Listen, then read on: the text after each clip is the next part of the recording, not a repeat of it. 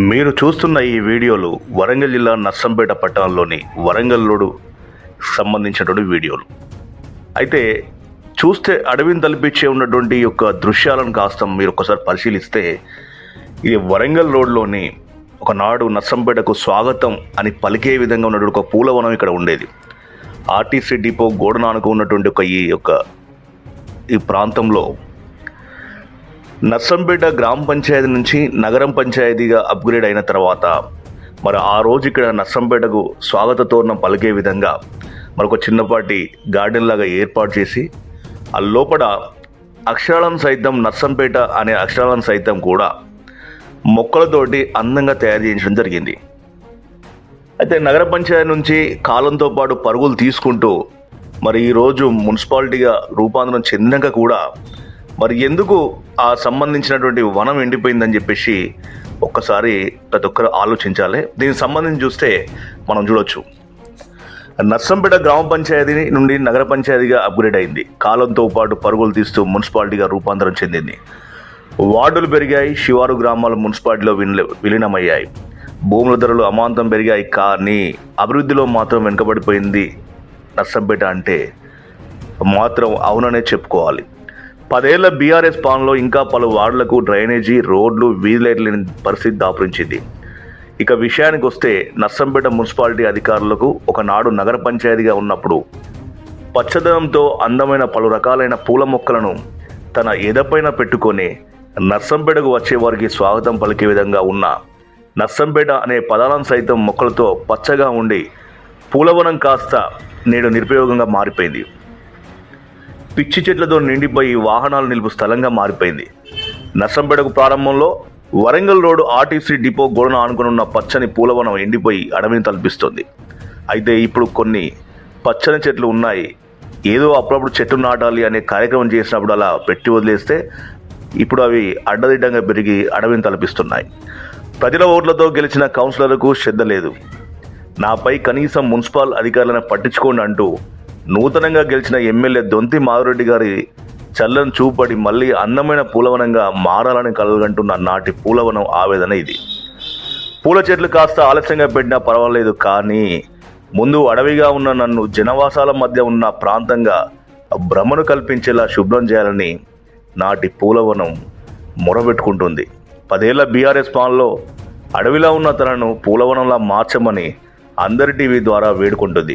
మరి అధికారులు ఏ మేరకు స్పందిస్తారో చూడాలి, అడవి నుండి మొక్కల వనంగా ఎప్పుడు మారుస్తారో చూడాలి అంటూ ఇది ఆ పూలవనం యొక్క ఆవేదనగా అందరి టీవీ ద్వారా అధికారులకు ఇటు పాలకులకు తెలియజేసే పరిస్థితి చెప్పవచ్చు. మనం ముఖ్యంగా చూస్తే నగరం కాస్త మారిపోయింది. గ్రామ పంచాయతీ ఉన్నప్పుడు చిన్న చిన్న రోడ్లు, తర్వాత పూర్తిగా లేని డ్రైనేజీలు, ఇట్లాంటి పరిస్థితి, కాలువలు కూడా సరిగ్గా లేకుండా ఉండే పరిస్థితి ఉండే. తర్వాత మున్సిపాలిటీగా కాకముందుకు నగర పంచాయతీగా అప్గ్రేడ్ అయింది. దాంతోపాటు ఆ చుట్టూ శివార్లో ఉన్నటువంటి గ్రామాలన్నీ కూడా విలీనమైనాయి, వార్డులు పెరిగినాయి. కానీ అభివృద్ధి విషయానికి వస్తే మాత్రం ఎక్కడో కొన్ని చోట్ల తప్ప మిగతా చోట్ల మాత్రము అభివృద్ధి పడక వేసిందని చెప్పుకోవచ్చు. ఇక ముఖ్యంగా చూస్తే వరంగల్ రోడ్డు దాదాపుగా కూడా జనవాసాల మధ్య అంటే పెరుగు కూడా పోయింది ఆ ఒక ప్రాంతం అంతా కూడా. సో ఒకనాడు మరి ఆ చెక్ పోస్ట్ అనేది కూడా ఇక్కడే ఉండేది. సో దీనికి ముందు ఉండేది. కాకపోతే ఇప్పుడు ఎత్తైన డివైడర్లను మాత్రము ఏర్పాటు చేసిళ్ళు నర్సంపేట మధ్యలో సెంటర్ లైటింగ్ పెరిగింది. ఈ విషయానికి వస్తే ఇప్పుడు మనం మాట్లాడుకున్నటువంటి ఈ ఆర్టీసీ సంబంధించిన గోడ ఆనుకున్నటువంటి ప్రదేశంలో ఆనాడు మరి మంచి అందమైన పూల మొక్కలతోటి సంబంధించినటువంటి పూలవనం లాగా ఉండేది. ఆ చుట్టూ ఫినిషింగ్ చేసి ఎప్పటికప్పుడు దాన్ని మానిటరింగ్ చేసేది.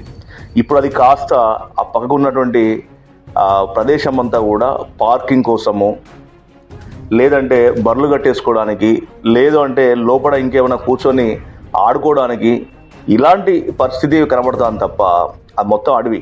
అసలు మీరు ఆ ప్రదేశాన్ని చూస్తే మీరు ఫస్ట్ నర్సంపేటని గుర్తుపట్టగలుగుతారా? ఎంతమంది గుర్తుపడతారో సార్ చూడండి. ఇప్పుడు మేము చెప్తే తప్ప అంటే నర్సంపేట ప్రారంభంలో ఉన్నటువంటి సంబంధించిన దాని మీద శ్రద్ధ లేదు. అక్కడ ఎవరైతే ఉన్నారో స్థానికంగా ఉన్నటువంటి కౌన్సిలర్ పట్టించుకోవాలి. సో ఆ కౌన్సిలర్ పట్టించుకుంటలేడనే ఆరోపణలు నిలబడతా ఉన్నాయి. కాబట్టి ఆ వనం ఏడుస్తూ ఉంది, నన్ను పట్టించుకోండి, నన్ను మళ్ళీ మంచిగా మార్చండి. ఏం లేనప్పుడే నన్ను మంచిగా సుందరవనంగా తీర్చిదిద్దిల్లు. ఇలా అన్నీ ఉన్నాయి, అన్నీ పెరిగినాయి, వార్డులు పెరిగినాయి, తర్వాత పాలకులు పెరిగిళ్ళు, కానీ నన్ను మాత్రం వదిలేస్తాను కాబట్టి నన్ను జనవాసాల మధ్య ఉండే విధంగా ఉన్నాను నేను అన్న ఆ విధంగా నన్ను భ్రమణ కల్పించే విధంగా ముందైతే క్లీన్ చేయండి అని చెప్పేసి ఏడుస్తున్నట్టుగా మనం చెప్పుకోవచ్చు. సో మీరు చూస్తే ఈ వీడియో ఒక్కసారి, అంటే నర్సంపేటకు ప్రధాన రహదారి పైన ఎవరు వచ్చినా దీన్ని దాటుకునే లోపల రావాలి. అటువంటి ప్రదేశాన్ని ఎవరు పట్టించుకోవట్లేదంటే ఒక ఆశ్చర్యంగా మనం చెప్పుకోవచ్చు. సో దీనికి సంబంధించి ఇప్పటికైనా మరి అధికారులు స్పందించాలి. ఖచ్చితంగా కూడా దాన్ని ఫస్ట్ ఆ అడవిని కనుక మీరు తీసేస్తే చాలా బాగుంటుంది. తర్వాత చుట్టూ ఫినిషింగ్ ఏర్పాటు చేయాలి.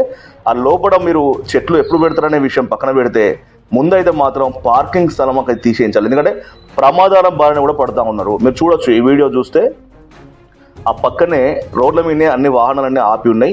ఒక బస్సు పోతే, ఒక వెహికల్ పోతే మళ్ళీ ఇంకొక సంబంధించినటువంటి వెహికల్ పోలేని పరిస్థితి.